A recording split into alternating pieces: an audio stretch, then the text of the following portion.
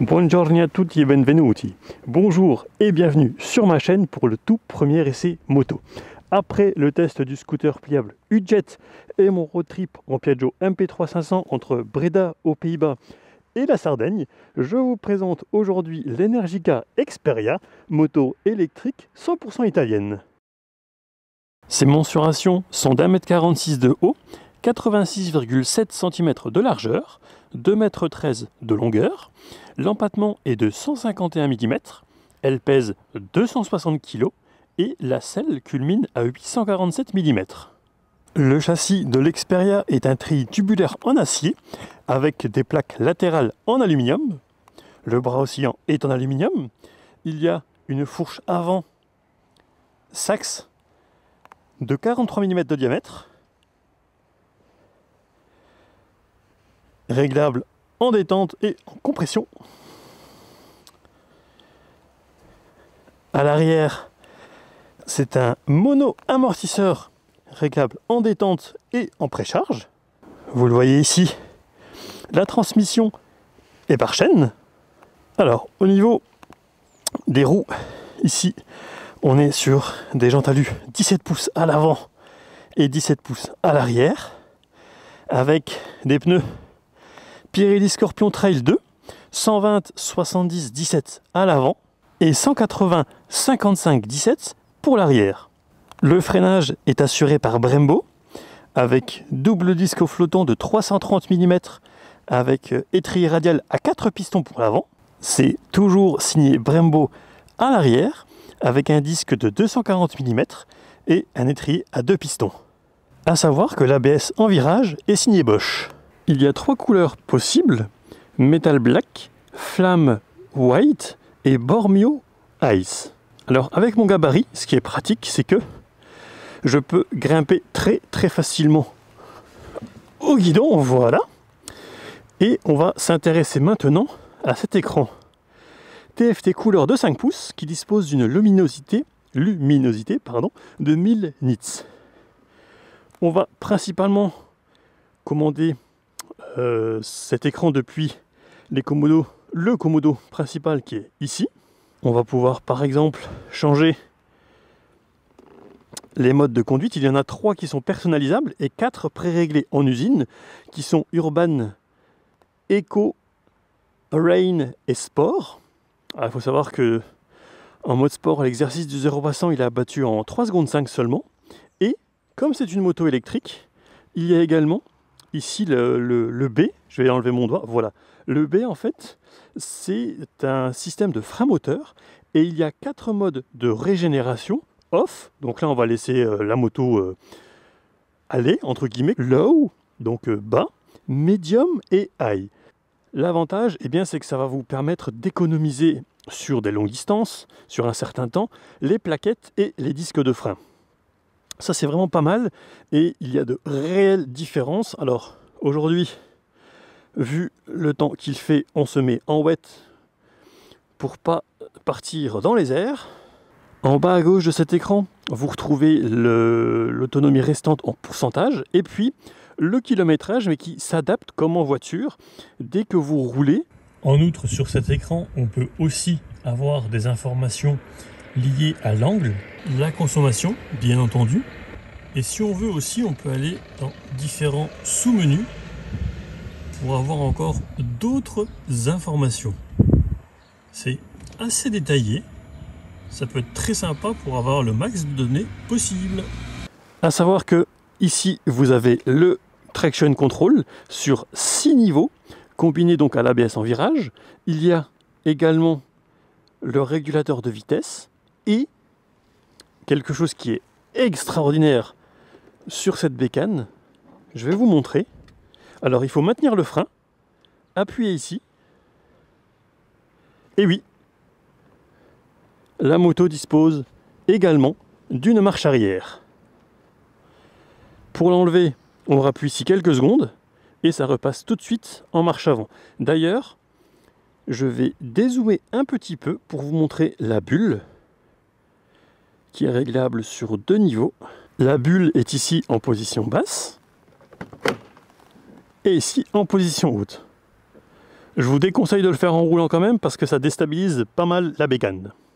Le moteur développe 102 chevaux à 7500 tours minute, soit 75 kW et 115 Nm de couple. Le moteur est à reluctance synchrone assistée par aimant permanent, il est refroidi par liquide, la vitesse max est limitée à 180 km/h et comme je vous l'ai déjà dit, le 0 à 100 est abattu en 3 secondes 5.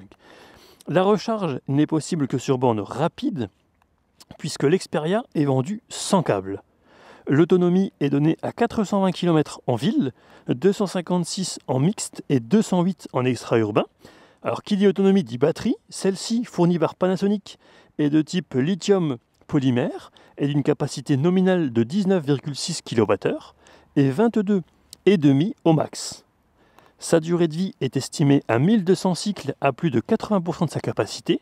La recharge rapide en mode 4 lui permet de récupérer 6,7 km d'autonomie par minute, soit 400 km en 1 heure. Sur une charge lente en mode 2 ou 3, il faut compter 63 km et demi en 1 heure. Le chargeur embarqué est de 3,3 kW.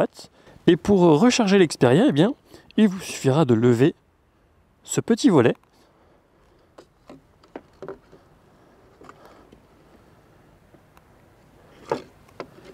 et le tour est joué.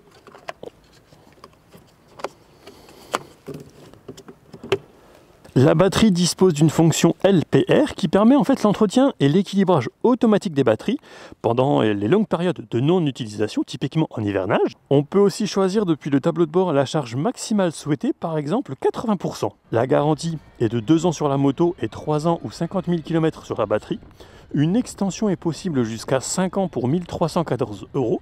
C'est gratuit en Norvège car 5 ans, eh bien, c'est le standard légal là-bas. Si de base elle s'affiche à 28 500 €, on peut rajouter le pack sport, donc qui vous proposera le garde-boue avant en carbone, des jantes alu avec des détails rouges, le pare-brise fumé, la selle rouge, facturé 1087 €. Ensuite, si vous optez pour le City Pack, vous aurez droit au démarrage à distance, au top case avec le kit porte-bagages, la béquille centrale, les poignées chauffantes, le support de fixation GPS smartphone. Là, c'est facturé 1452 €. Et enfin, le pack Touring, facturé lui 1830 €, vous propose les protège-mains, le top case, valise avec porte-bagages pour un total de 112 litres de bagagerie, une bavette, un support de fixation GPS smartphone et les poignées chauffantes. La commande qui est ici, back, va vous permettre de déverrouiller ce rangement, ce logement plutôt. Hop, on retourne un petit peu, voilà. Et ici vous le voyez, il y a une entrée USB. Alors hop, on va essayer de vous montrer ça, voilà, avec 2 ports. Et puis un petit peu de rangement, alors principalement ici et sur le côté gauche, mais c'est vraiment pas immense. Dommage, puisqu'on ne pourra même pas ranger le câble, qui n'est, je le rappelle, pas livré avec. Mise en marche et c'est parti. Ah oui, et aussi une chose, alors je sais pas si vous verrez, mais en fait, quand je suis debout, je suis assez en avant. Bon, évidemment, c'est pas un trail, hein. On a vraiment l'impression que la moto est emportée un petit peu par le poids qui est assez haut, je trouve.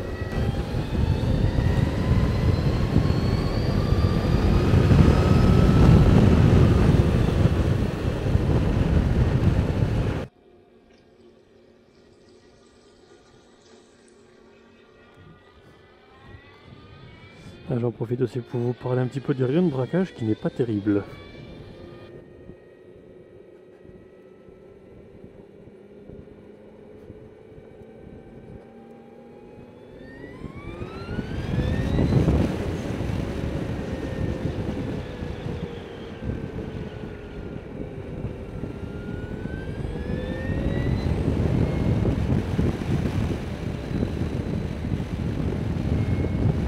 Gaz en grand.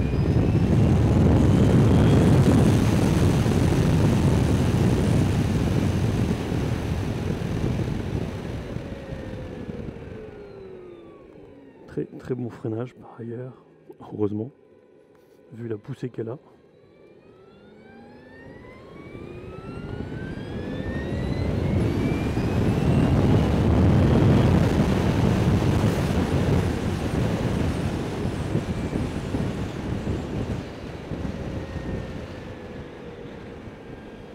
Le frein arrière, il est pas terrible. Je trouve qu'il faut vraiment appuyer. La course de la pédale, elle est... Enfin, c'est assez mou, en fait. C'est assez mou. On va essayer la Energica Xperia.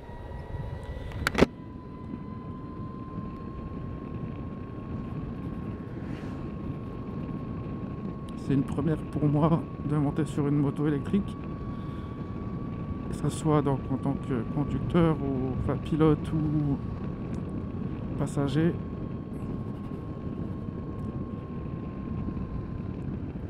Mes premières impressions, ben, c'est vraiment confortable.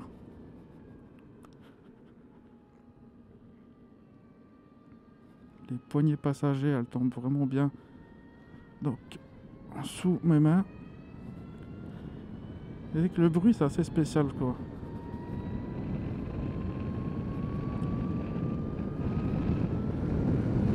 Ah ouais, ça accélère bien.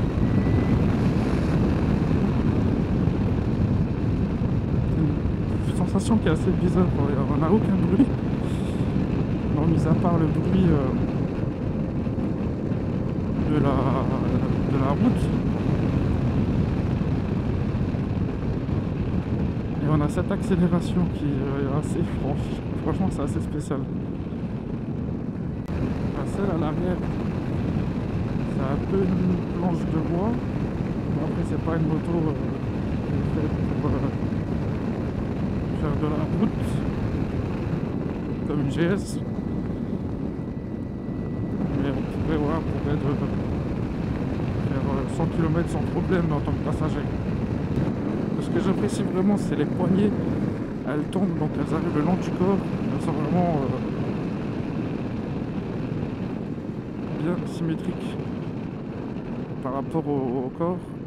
Et on a un bon maintien. Je noterai également qu'on sent bien les bosses sur la route. Je sais pas après s'il y a un réglage des amortisseurs, notamment de l'amortisseur arrière.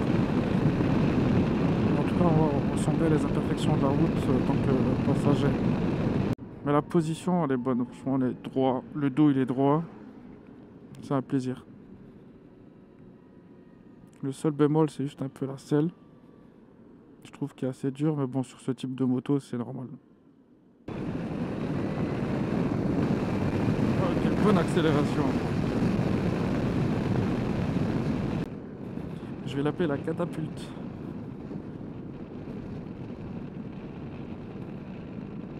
La Energica Catapulte. Alors en conclusion, qu'est-ce que j'ai pensé de cette Energica Xperia Green Tourer? Tout d'abord, je peux mettre les deux pieds à plat. Donc ça, forcément, c'est un plus indéniable. C'est même, enfin, on se sent plus en sécurité. Ensuite, ici, quand on enlève la béquille, j'ai trouvé que, voilà, on racle un petit peu avec le repose-pied. Pas terrible. Et quand on le remet la béquille, eh bien, pareil, ça frotte un petit peu. Bon, c'est du détail, mais voilà.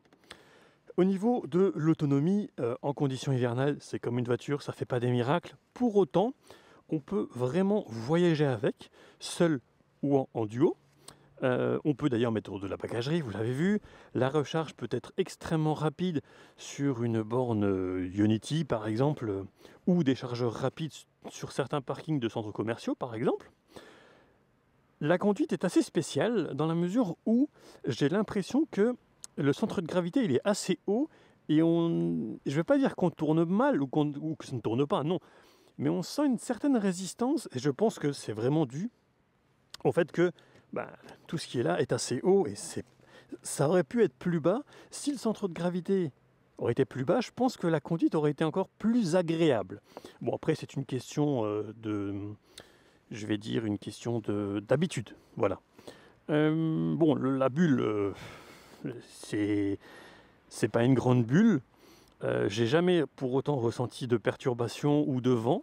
L'écran Il n'est pas immense, mais il est amplement suffisant, je dirais. Les commodos ne sont pas rétroéclairés, mais franchement, il n'y en a pas... Enfin, j'ai déjà essayé d'autres motos dans d'autres contextes où il y avait pléthore de commodos. Ici, c'est vraiment hyper simple. Énorme point positif, la marche arrière, même si avec les deux pieds par terre, on peut le faire sans l'activer, mais ça, c'est vraiment un énorme plus que j'apprécierais d'avoir sur d'autres machines. Poignée chauffante, donc en hiver, c'est extrêmement pratique, ça c'est évident. Alors ici, j'aurais bien aimé aussi pouvoir mettre par exemple le câble qui n'est pas livré avec, mais il n'y a pas la place. Donc on va pouvoir mettre vraiment quelques petites choses, par exemple, allez, un bouquin, une petite tablette, évidemment le téléphone. D'ailleurs il y a 4 prises USB, 2 au niveau près de l'écran et 2 en dessous. Moi j'ai réussi à écaler mon drone, ma télécommande et une GoPro avec la fixation. On met pas beaucoup plus, voilà. Ensuite, bon, évidemment, ça roule bien, les suspensions sont quand même un peu fermes, ça reste néanmoins agréable à rouler, avec ce petit sifflement propre à l'électrique bien sûr. Reste que à 28 500 €, ça ne s'adresse pas à tout le monde, il faudra déjà avoir les moyens, c'est évident, et puis il faut aussi être adepte des déplacements en tout électrique, mais il est vrai que quand on monte dessus, par exemple après une journée de travail, ben, c'est reposant, c'est calme, ça ne vibre pas. Si on veut s'amuser, on peut, parce que le 0 à 100, il peut arracher les bras, surtout quand ils sont pas épais. J'espère ne rien avoir oublié pour ce premier essai. Si vous avez des questions, n'hésitez surtout pas, ça me fera vraiment très plaisir d'y répondre dans les commentaires. D'ailleurs, abonnez-vous pour avoir plus de contenu lié aux 2 roues. Un immense merci à Fabio de MyWays à Young Linster pour le prêt de cette Xperia. Merci beaucoup à lui pour sa confiance. C'est pas une moto que vous voyez encore tous les jours, je pense, et j'ai vraiment eu beaucoup de chance de pouvoir l'essayer. Si cet essai vous a plu, n'hésitez pas à vous abonner, ça m'aide. Le petit pouce en l'air, la cloche pour les notifications, vous savez comment ça fonctionne. Et moi je vous dis à très vite pour de prochaines aventures sur ma chaîne. Ciao!